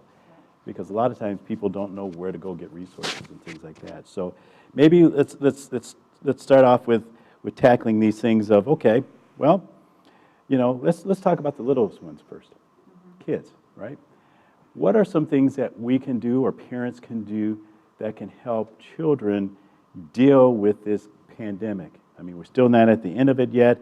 We're now seeing lights of where kids are going back to school somewhat, in-person education. But what can we do with kids? Just a few recommendations that I have with children are check in with them. Check in, see how they're doing, see how they're feeling, and validate what they're going through. You know, sometimes we would say, okay, you know, we're all going through this, we're going to get through this, just kind of suck it up. So not using those terms to help kids, but create a safe place for them to feel frustrated and to be angry because they can't start baseball season this spring, or if they have to miss a graduation because of the social distancing. So just taking the time to really hear them and be where they are in their disappointments and frustrations, and allowing them to express themselves when they get angry or frustrated. And then also share, you know, what you're going through as far as the process of being in a pandemic, because it's important for them to have a safe place to express their emotions in a good place. And then also creating some structure and routine, because our routines had gone out of whack due to the pandemic. We had to shift as far as how we did things normally. So just creating some routine and structure for the children, but also being compassionate and being flexible, allowing some grace for your children if they're sleeping in or not getting up on time or not completing their chores when they're supposed to complete their chores, because they're struggling and they're dealing with the stress of the disappointment of the pandemic. So we do have to allow some flexibility for children. Yeah, I think another thing that pops in my mind is being honest with them. You know, I think so often we don't view children as, I mean, you see the term like little people, like they're little of us, you know, except they don't have the facilities or the capabilities to deal with some of these emotional things that we do. You know, so it's our job to push them through that and to help them give them the tools to deal with those things. So I think being honest with them, I don't know when this pandemic is going to be done. It's frustrating for me too. It's scary for me too. This is what's happening right now. People are sick, like obviously age appropriate, like information and things that you're telling them, but being honest with them, and empathizing with them. And also I think giving, just like us adults, we are trying to find ways to control the situation or feel like we have control of the situation. I think children need that as much as we do. Like, what do you, I see that you're more angry lately or anxious. What do you think we can do to help that together? Let's plan something that we're doing for the future, or do you want to be involved in the planning? Like all these areas that you're trying to control as an adult, I think having them involved in the process is giving them some sense of control back as well. So those are things that pop in my mind. And even with this idea of just giving them space, something I used to do with especially my smaller clients who don't necessarily have the words, is just helping kids learn to identify their emotions. I think, and we say it about little people, but I got a lot of grown folks who be like, I'm angry. Okay, yeah, that's like right here, but it's stuff underneath that. Here's the smiley face chart, like pick a face, how you feel. But even just equipping our kids with emotional language. We don't teach emotional literacy in school, but yet it's the very thing that you have from the day you take your first breath to the day you die. But we're not always literate in how to speak in the word of emotions. And then giving them a space to express those emotions in a safe way. Like I love doing emotion journals with kids. So it doesn't always have to be about COVID. And it doesn't always have to be about negative things like, what was something that was exciting today? What was something that was funny today? But also giving room to like, what was something that was hard today? What was something that you didn't feel brave at doing? Where was the place where you wish you were able to show up differently? And if, they can't write out words, let them draw pictures, just giving them a medium to actually just express themselves. And I think it's also just important to let our kids know that there's still life in the midst of the pandemic. I have 2 little boys, 6 and 10, but they're STEM junkies. Like I have science kids, which I laugh because I'm like, your mother, no. History and English, baby, history and English. But my husband is like a physics junkie. So for them, it was like, well, how can we still bring STEM home? Because you can't go to camp like you normally would, and like helping them curate what was summer going to look like. So last year we created Patterson Camp. And you would have thought my kids was going to NASA. They were so doggone excited. But it was this idea of there was this thing that they had ownership of to help create. And literally we did an engineering unit on how to create things. And they got to make lightsabers out of pool noodles. And you would have thought my kids had just got the most expensive toy and it was like $2 worth of materials. I was like, come through Dollar General, But it was just this idea of them being able to laugh and have life, even if life looks different. So I think we have to be creative in just how we create space for our kids. I think about like when you were in college and didn't have money, you was creative on how you courted somebody. You figured out how to go fly kites and do all of these different things. It was like, I just want to be in your presence. No, it's because you don't have money, but it's okay. It's okay. I can be in your presence. We have to be willing to be creative like that, even in this season of how do I help my kids tap into life that's not dependent on things that are necessarily easily accessible. So how can I help you to have your own coping skills? Because once we get out of the pandemic, stress isn't going to stop. It's going to look different, So I know what it's like to be the anxious, high-achieving kid. I want you to have skills before you get into high school. And so now you're learning these things, and I think this is a forced battleground for us to learn how to give our kids those kind of skills so that they're equipped to be healthy adults versus waiting for them to get to adulthood and be like, okay, now I'm going to teach you some skills. Well, this would have been helpful in middle school. So just being willing to meet them where they are and know that you're not going to always get it right. And having some grace for yourself and some grace for your kids, as Vanetta said. Empowerment Yes. for small kids is very important. Routine, but also hitting the nuggets of the day. I call it the golden nuggets, and taking appreciation of that. But also letting them know that even if things don't go well, helping them process it, and being able to look at, hey, I was able to do this even though it was a difficult situation, to empower them to know that they can do both. But for sure, creativity is a big one for families. So now we've hit the little guys, right? Well, let's talk about the next group, right? We call these teenagers, you know, the brain's not fully developed yet. They're kind of all over. They seem to be bipolar because the brain's not there yet. And I know hormones, everything else. And I know someone even asked a question from out there about, you know, when you're checking with your teenagers and they're saying, how are you doing? I'm fine, right? But you suspect that they could be grappling with something, anxiety, whatever it is. So what do we do about our teens there, right? We're talking like getting into our middle schoolers, high schoolers, and even as we talk about them transitioning into the college stuff or trade school or whatever they're going to do. But let's talk about them. What can we do? I think it's under the same line as we did with the younger children, with validating them, being able to have compassion and to hear where they are. I know some teenagers, they isolate normally outside of the pandemic, so the pandemic has really caused teenagers to just kind of separate themselves from their parents. So even, I have a teenager, so even like without the pandemic, I would go in and, hey, check in, hey, come out, let's do this. So during the pandemic, I noticed that my daughter, she was more isolated, so I would schedule times with her where we would do some things together, just so I can get her out, so we can interact, and so she can just get out of her room.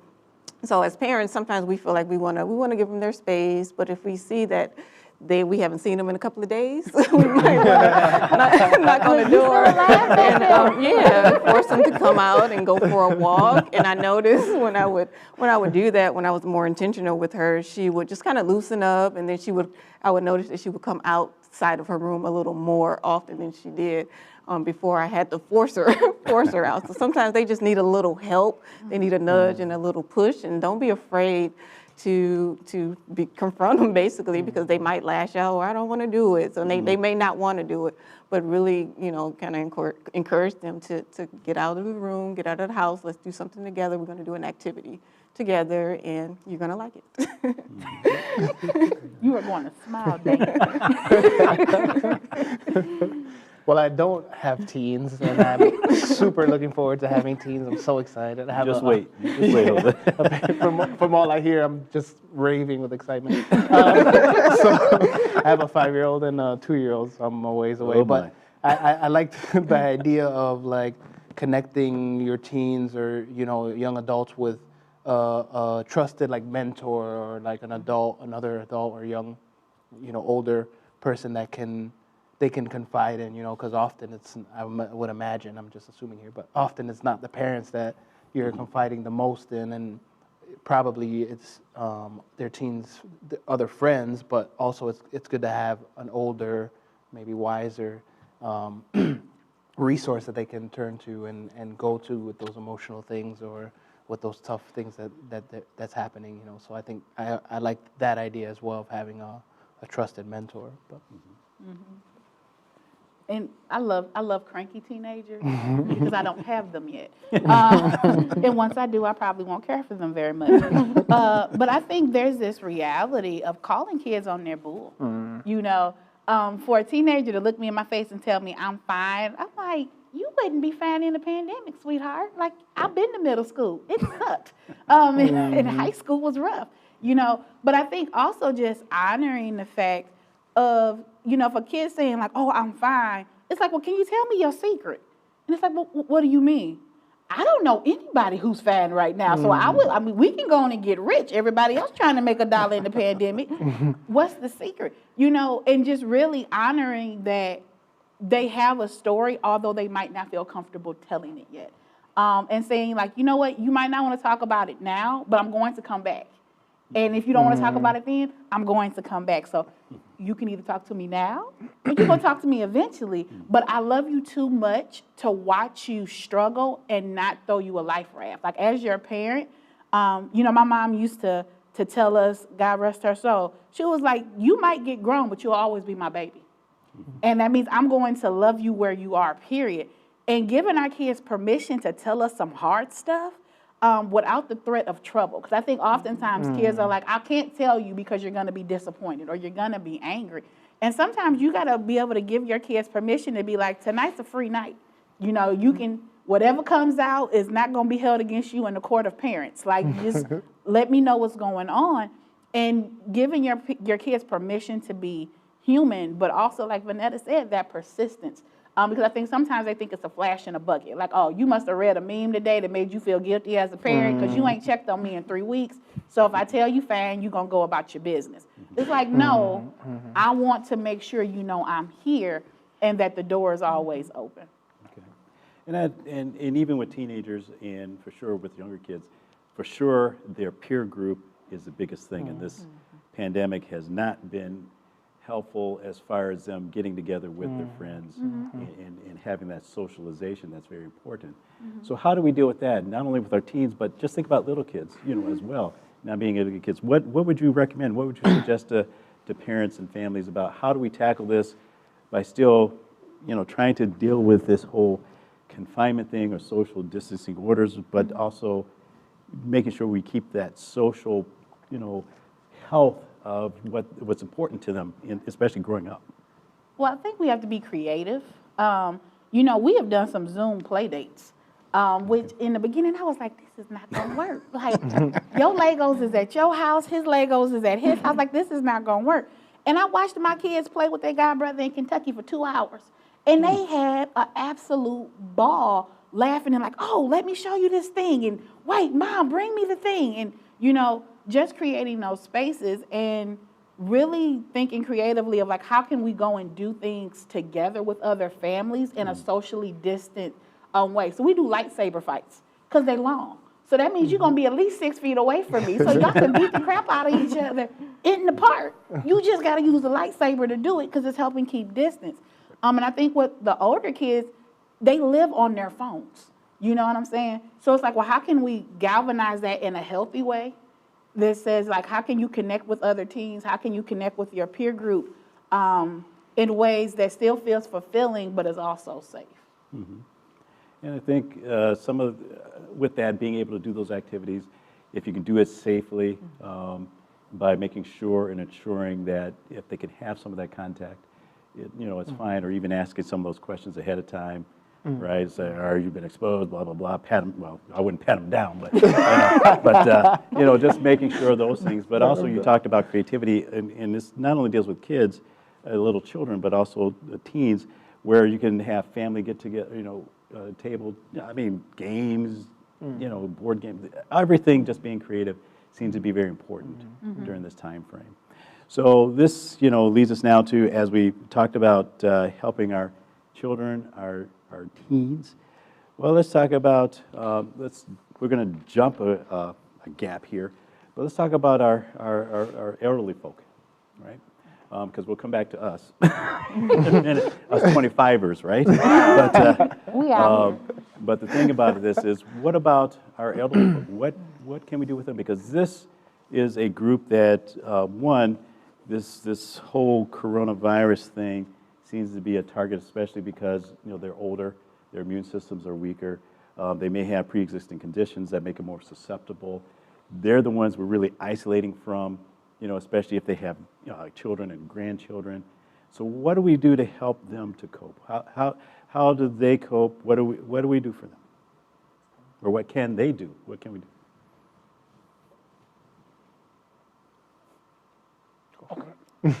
I'm trying not to be that person. I'm like, wait. So I have a special place in my heart for what I call the gray-haired saints of the world. And just how difficult this has been for them. You know, and I've found that there's ways that I can love on a person even if I can't show up and physically be there. You know, even just helping decrease exposure to risk. Like for my godmother, I make her grocery runs. You know, she's gotten to a point now, we got a whole system. She calls me, tells me what she needs. I go, I buy it. She asks me how much. She writes the check. She leaves it on the table in the sunroom. I drop off groceries, pick up the check, go about my way. But, you know, really just being willing to do some of that distancing stuff where I'm sitting out far away from you, or even just picking up the telephone, you know, or being patient with people to teach them how to work electronics. You know, it has been hilarious to watch my father learn how to FaceTime. And I love him dearly. He still calls it the internet. So I'm like, how many do you think are out there? But bless your heart. But just being patient with people as we're trying to give them the access that we take for granted. You know, if I was to tell any of us in this room, hey, we have a Zoom meeting after this, nobody would worry about how they were going to access that. But being able to help give access to this older generation, or just even doing kind things like baking somebody some cookies. You don't know how that will bless somebody's spirit, or cooking a meal for them, or calling them and just asking them about their stories, to just allow them to have that sense of community, even if I physically can't show up. I think it's a dangerous thing when we pretend that they're invisible, as if they're not there, as if this is not impacting them. So I think just being very purposeful and involving them in our life. Like, yep, we might not be able to go sit at Granddad's house, but how do we bring Granddad into the room with us, even if we can't go to him?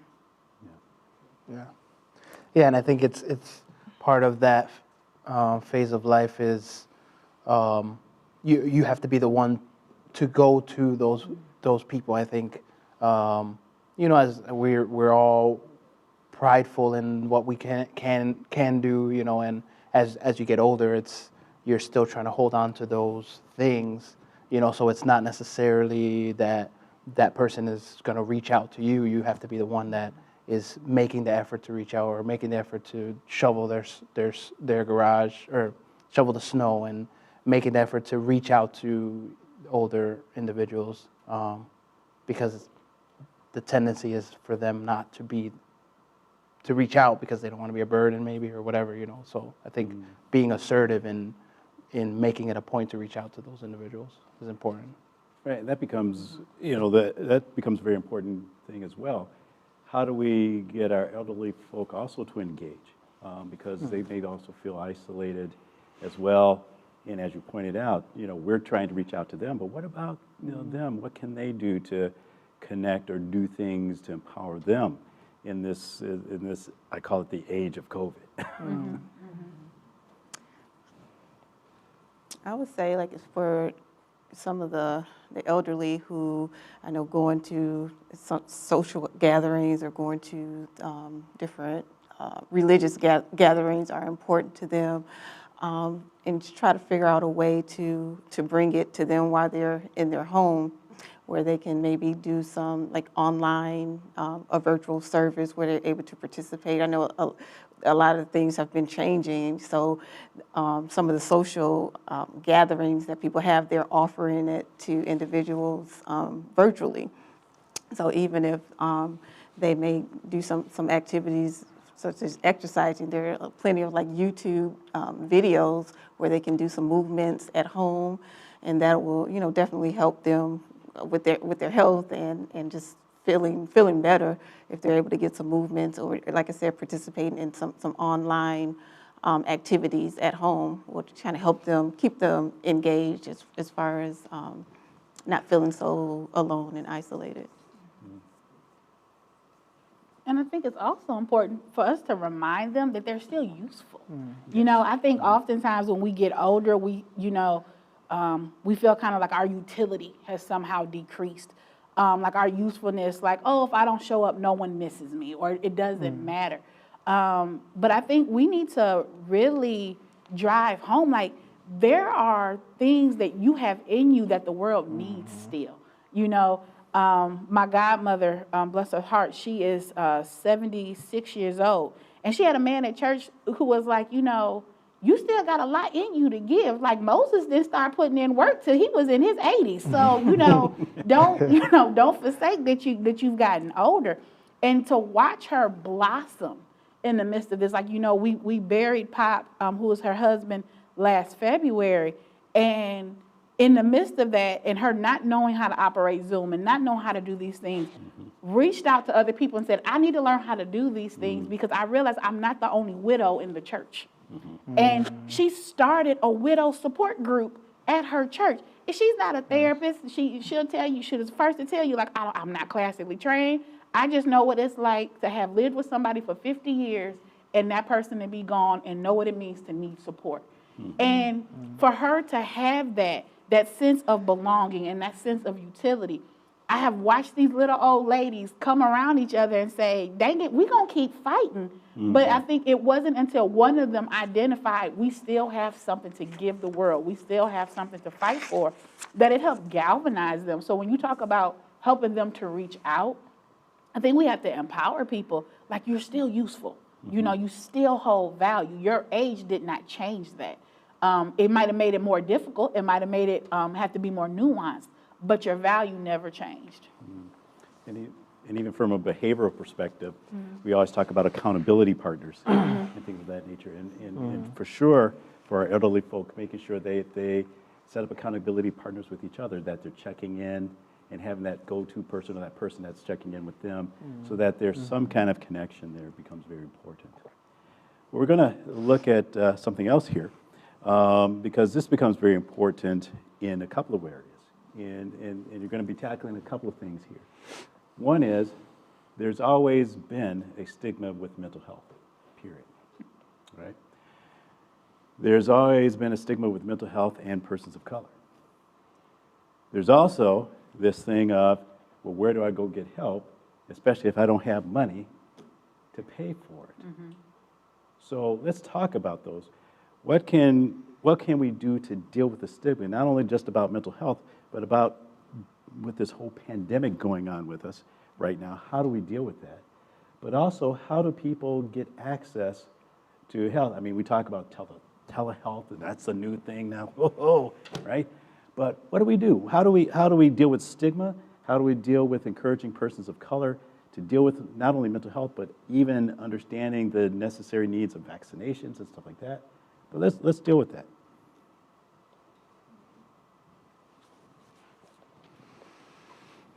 Go for it. Look, I saw you Everyone scratch. looks at- I was like, It's grabbing just the a beard. It's just a beard. Beer gang. Well, I think you pose a lot of great questions. One, I think with stigma, I think it requires people like us to keep talking about it.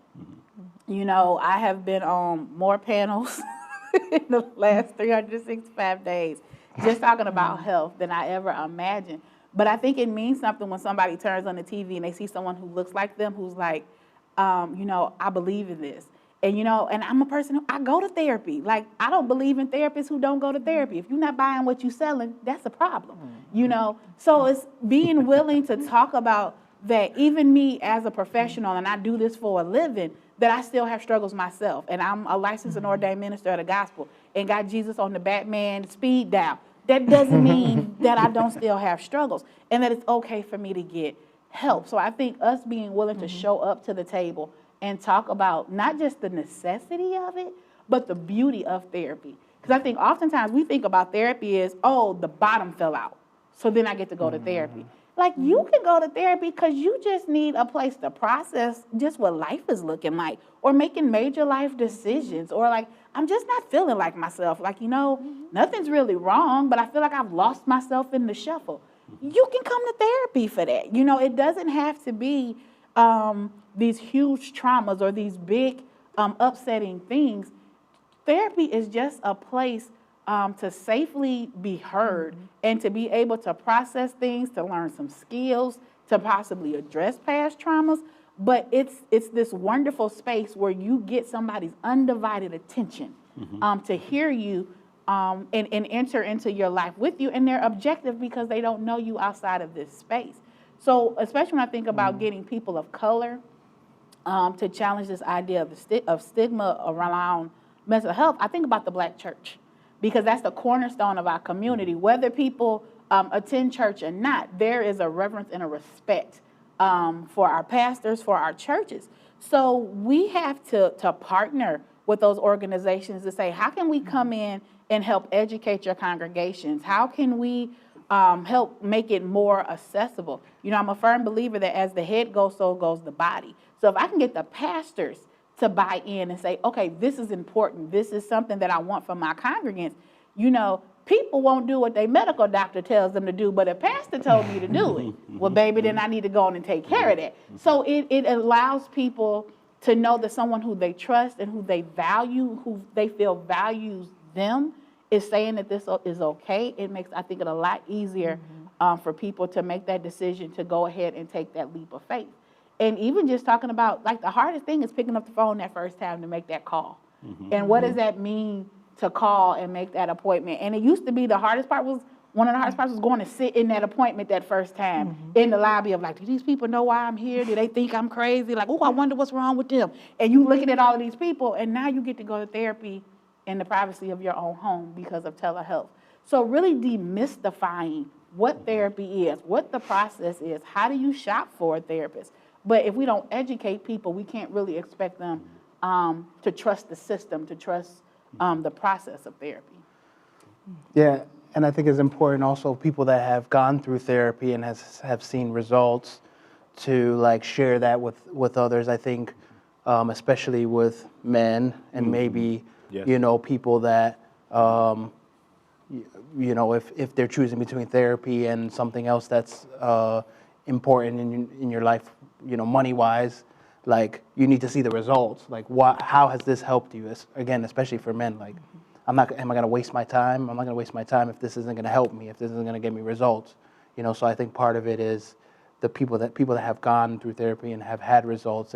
If there's someone close to you that's thinking about it, or in your church or whatever, just spreading the gospel of therapy that way, I think is helpful for sure.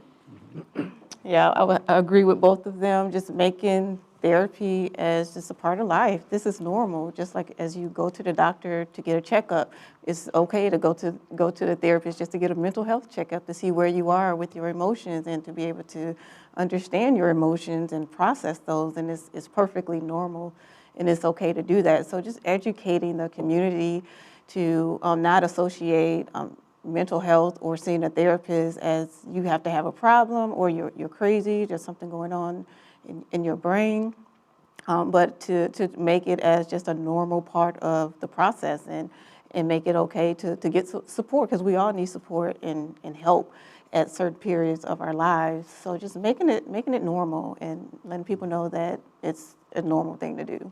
So having these conversations and educating the public to do that. And I think you bring up a great point about it being a part of your medical health. You know, we talk about the high incidence rates of heart disease and heart failure and diabetes in Black and brown communities. It's not because our diets are significantly different. People in America eat like crap. Just breathe that in.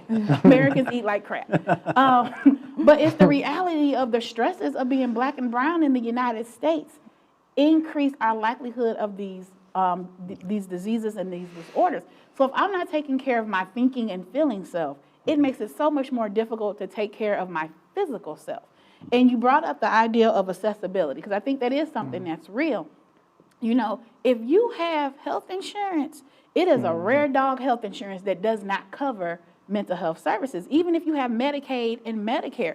And I think people oftentimes think if I have state insurance, it's not covered. Oh, baby, but it is. And you know, and we have made strides where previously 5 years ago, if you had Medicaid, you were given 20 sessions for the year. And it was like, make it work, you know, and it's like you coming in and you're not having 20 session problems. You having some, I might need to see you for twice a week for a couple of weeks to get you stable problems. But now all of that has been lifted, like the accessibility is happening. And then there's also programs and grants that are happening in order to get free therapy or low cost. I know all of us are blessed. The reason we know each other is because we work together through Spectrum Health Lakeland and Benton Harbor. So if you're in the Benton Harbor, Benton Heights area, you can contact the Center for Better Health and you can see, well, one of them, because I'm the supervisor. Jesus, I can't slow the school. But you might get to see one of these lovely individuals as either an individual or a group therapist, you know, but it's absolutely free right now because we were blessed enough to get a grant. And, you know, if you don't live in that area, reach out to therapists and let them know your situation. A lot of clinicians are doing low cost or free or pro bono work because we understand the need. You know, part of even us as psychologists, our profession, not our ethics, our professional guidelines is they encourage us to do pro bono services. It's a way for us to give back to the community because we understand we don't want this to be cheap. but we do want it to be affordable, you know, because this is quality service. Like, these is folks who I have no hesitation on sending my people to them, people who I love and care about. So, like, it's not cheap, but it is affordable. So I think you have to be willing sometimes to do some legwork, and even just throw into Google, free therapy in my area. You would be surprised how many programs will pop up where there are so many people who are donating money to offset the cost of therapy. But if you don't know that these programs exist, you would never even check for it. So I think being willing to ask those questions of, you know, do you take my insurance? If you don't, do you know somebody else who you can send me to who takes my insurance? But there's help to be found. You just have to be willing to ask the questions. You can also check, usually like your local universities as well, like Andrews University does have the Community Counseling Center. Yeah, you're getting graduate students, both master's and doctoral level students, who are being supervised, but you're still getting some quality supervised services. And I think Western and others that have clinical programs may have that, and they do have that kind of service for the community, where it's either free or very low cost to help meet the needs of the community and things of that nature. I mean, and another resource I'm thinking about for some of my younger clients, and also often the LGBTQ community, is Reddit. Actually, there's some of my younger clients talk about finding counselors and finding the right person for, you know, that are inclusive of sexuality and gender on subreddits, and just scouring Reddit for those resources, and that seems to be like a huge resource as well. Right. And we haven't touched about LGBTQ. That's probably going to be part of the family segment, but you know, again, these services is out there. One thing that we're going to come back to, and then we're going to wrap it up here in a minute, is forgot about our age group for a minute. What can we do to take care of ourselves? So why don't we just take just a couple of minutes, and what can we do? I mean, our age group of 25-ish, whatever you want to call it, right? But, you know, what are some things that we can do? Because also social supports, even routine, all these things are important for us. But so what can we do?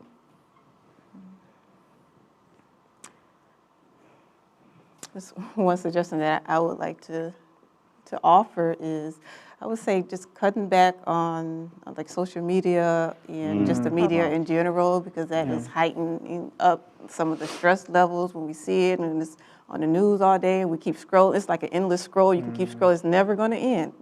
So just set some boundaries up for yourself regarding how much time you're spending on some of the social media outlets, so it won't consume you and cause some anxiety and stress for yourself. So that's a part of self-care, and just pulling back from some of those medias that's causing you stress. Yeah, it was bad before COVID. Now it's really worse. Yeah, I'm a huge fan of like tricking your brain, is what I like to call it. I mean, our brains are pretty lazy sometimes. Is if it gets enjoyment, sometimes it doesn't matter how fancy something is. So let me give the example. So for me, you know, like I said, I stay home with my kids, and it can be very stressful and intense, you know. So what I do sometimes is on Friday, when my kids are napping, I have like a ding dong Friday where I eat a treat, and I'm like, okay, this is like a reward for me, but I only do it on Fridays, Friday during nap time, you know what I mean? So it's kind of tricking my brain to reward myself, and it only happens then, but it's something special. So it gives that same endorphin rush, or that same like reward center of your brain that's something new and something different than the week happens. Or another example is me and my wife will do Friday date nights, which we're at home still, but we cook a nice meal, and it only happens on Friday. and it's something a little bit special. It's not fancy, and we're not leaving the house, but it's still giving your brain that same, you know, reward, or that same thing that lights up in your brain. Again, it's at home, and it's just something different that your brain can look forward to. So. And I hope you guys have heard the message, but let me say it plain. Go to therapy. I was like, you know, we don't say a lot of stuff. Let me make sure they know. Go to therapy. It is beautiful. It is magical. It is unicorns and butterflies. It is a beautiful thing, and embark upon it. But I also think about just self-care. and scheduling yourself into your life. You know, I tell people, if it's not in my phone on my calendar, it does not exist. And, you know, we'll talk about, oh, yeah, I'm going to do some self-care. But you didn't really set aside time for it, which means you're not going to protect that time, which means you're probably not going to do it. And as much as bubble baths and getting a back rub feels like, oh, yeah, that's what I'm going to do for self-care. Self-care is more than just that. You know, self-care is setting healthy boundaries. Self-care is getting rid of toxic relationships and toxic behaviors. You know, it's not always just what we add, but sometimes it's what we take away from our lives that allows us to be empowered to be our healthy self. You know, I like to tell my clients, you're worth the disruption. You're worth the disruption of the norm of life of just, you know, I'm just a mom, or I'm just a dad, or I'm just a spouse. No, you are a whole living, breathing, feeling person. And if that means, you know, hey, there's an hour where the kids need to occupy themselves, well, maybe they get a little extra screen time today. That does not make you a bad parent. Merry Christmas, go watch Sesame Street. I need some time to myself to do what I need to do. But we have to make this a part of our lifestyle. You know, self-care needs to be just like changing your drawers daily. It is not something you do every once in a while, but you need to tap into that thing every single day, even if it's just something small to allow you to take care of yourself. But you have to make your health a priority, or you have nothing left to give those people who you're trying to stay healthy for. Okay. All right, so we're going to end with this last question, and then if I have enough time, I'm going to have you guys give a last word of advice in a minute, right? But one of the biggest things that is very important in this COVID age is that we have to think of ourselves as a whole person, right? It's not just mental, mood, physical, but there's also a spiritual component to this. And one of the things that COVID for sure has affected are people's ability to connect, you know, especially relationally, like going to church, faith, things of that nature, or they feel that's been impacted. So what can people do? Because I know for me, being a Seventh-day Adventist, you know, I can't always go to church, but, you know, I can, you know, Zoom in or whatever else you want to call it, live stream that stuff, but some people don't have that, or have that ability, or some churches don't have that. What can people do to take care of their spiritual well-being? Well, one of the things I think is important is that we realize that our faith has to reside within us. The building was a gathering place, but I think the pandemic has made it so pertinent that Jesus is not, or whatever your faith is, it's not confined within the four walls. The four walls make it convenient for us to meet. But my relationship needs to have some feet to it. It needs to have some meat. And so I know, even for myself, like I miss just the fellowship of what did it mean to just to dwell with one another as brethren in Christ. But what did that mean for my relationship of me having to tune in a very specific way, in a very refined way, to say, God, I still need to feel your presence, even if I don't get up and get dressed to go to the building. And I've also just been able to eat at different ministries every Sunday. Like, I go to church all over the United States on Sunday. You know, I probably stream probably 5 or 6 different churches that it's like they're on my like bucket list of churches I want to visit, but now I get to do it in my PJs. But just be, y'all know y'all don't get dressed to go to virtual church. You ain't putting on no suit today. You drinking coffee in Sunday school. But yeah, but just this reality of really owning my faith and saying, you know, the thing that I said I went to church for, does it really live in me? And if it doesn't, what am I willing to do different so that I have ownership of it and I have ownership of that connection with my higher power, so that I know no matter where I go, he's still with me.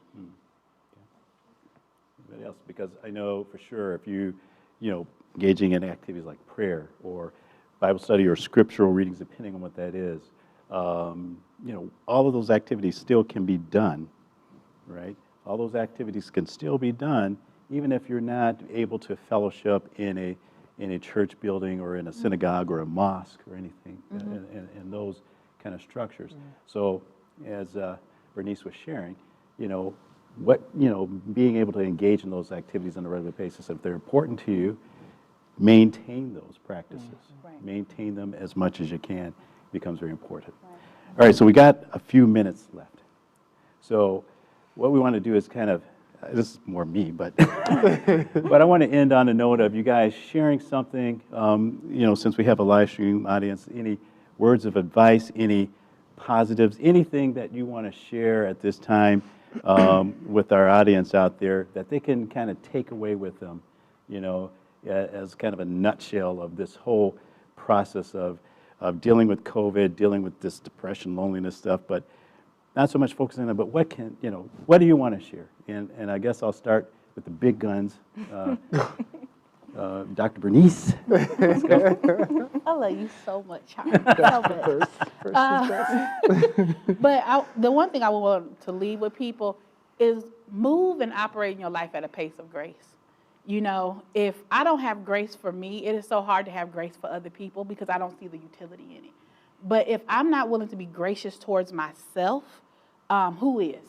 So I have to be willing to just love myself where I am and understand some days I'm going to get it right and I'm going to kill the game at living in a pandemic. And it's going to be other days where it is going to be a dumpster fire. And that's okay. But if I operate in this pace of grace, I'll get to where I'm going eventually. All right. Jose? Yeah, I would say my message is to the guys out there.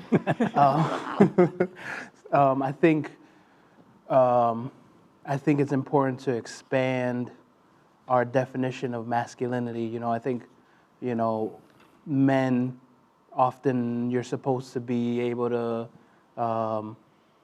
be a handyman or you're not supposed to say no to sex. You're supposed to be ready for sex at all times and virile and anger is like socially acceptable, but feelings aren't. I think it's time to expand like what we think of masculinity. It's okay to feel hurt by something and be sad at something and not necessarily be so masculine typically as society puts it. That's okay. Like a man doesn't have to be one set thing, so sharing our emotions is okay, and we could be men, and being vulnerable is okay, and we could be men as well. I think that would be my message. And going to counseling is okay, we could be men, Okay. But society has us in such a narrow box that it's time to shed that box and throw that box away, Okay. That'd be my thought. Vanetta? So I'm a runner, so I like to use running analogies. And a scripture that came to my mind is, this race is not given to the swift or to the strong, but he that endured to the end. So I think life is all about endurance. We'll have those moments where the race is good, and looking at this pandemic and just looking at life as it's not a sprint, but a marathon. And it's a long-term marathon where you're going to have your ups and downs. You might get a cramp, you might get sore, but it's all about enduring the tension and the stress that we have. So pulling from those things that we can to endure. Well, thank you to our panelists. We are blessed to have you with us today. And to you out there, again, thank you for tuning in with us live stream. And again, you've heard some good things about how to take care of yourself mental health-wise in the age of COVID. So take care of yourselves. We'll see you later.